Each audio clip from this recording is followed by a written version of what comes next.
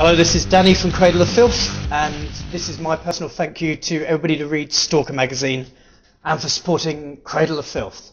Thank you very much. What's behind this title? Is that a kind of concept album? No, not as such, no. I mean, you could say it was conceptualized when you look at the artwork, and, you know, I mean, there's various themes running rampant throughout the songs, but no, they're all individual tracks. On your homepage, there's no keyboard listed anymore. No. Just recorded with two guitar players and... No. We dispensed with we parted ways with our keyboardists last year. We've actually got 3 keyboardists on the record, but it's very minimal. We have a long-standing friend who helped us out when we didn't have between keyboardists, who we actually called Captain Keyboards, who did a lot of the classical stuff. Then there's a guy that we usually work with who arranges for the orchestration, Daniel Presley, who's done a bit, and then a guy from a band called I Parasite, who I guess he does like electronic stuff. He does weird noises and samples. So we just got a smattering of stuff on the. It's kind of minimalist, apart from the instrumental, which is like pretty much full orchestration. Oh, and then we. Just a whole list of people.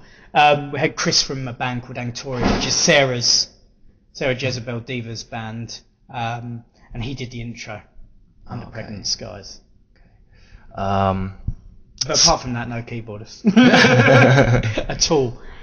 So it's kind of right to say that the classical orchestration is still there, the atmosphere. It's not quite as. It's more straight. It's the more emphasis really on the atmosphere. It doesn't intrude. In fact, if anything, it sort of sits in the background more. It's more about the guitars and, as I said, the atmosphere and the vocal lines and stuff like that. But we are redesigning everything in accordance with sort of the imagery. So it will be a totally new stage design. Yeah, totally. Okay. Apart from Edwina, because we like her, she should come back a bit more.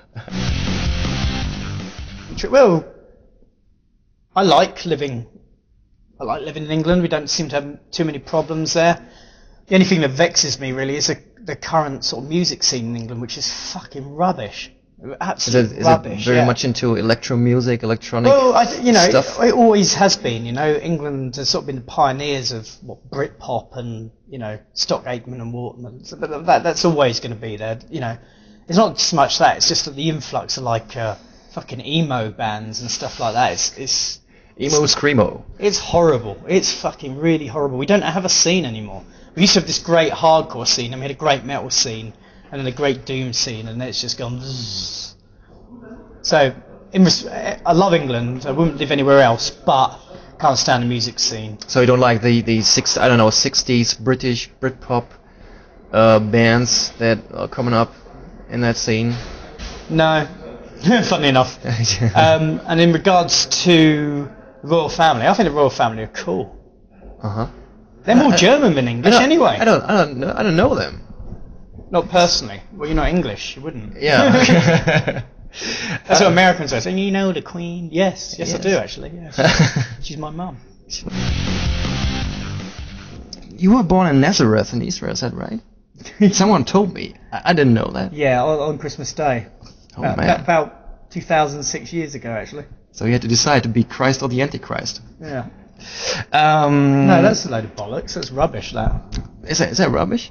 Yeah, I was born in Hertford in England, which is not quite as biblical, obviously. Anyway, what do you think about the situation down there? Because people were asking me to ask you that question. It's not really for me to judge, is it? I've got my own opinions. I actually did a big thesis on the Middle East when I was in sixth form college. That was my thing, and I formed my own opinions about it long ago, but they're not worth repeating here, otherwise I'll get myself into a lot of trouble. Nothing racist or anything like that, it's just that I've got a strong belief about why it started and why it should finish, but it never will. There'll always be conflict. When you take over another country because you say it's God's will, what do you think is going to happen? It's like the whole Irish situation. Yeah, but that's another thing, we could go on about it. Okay.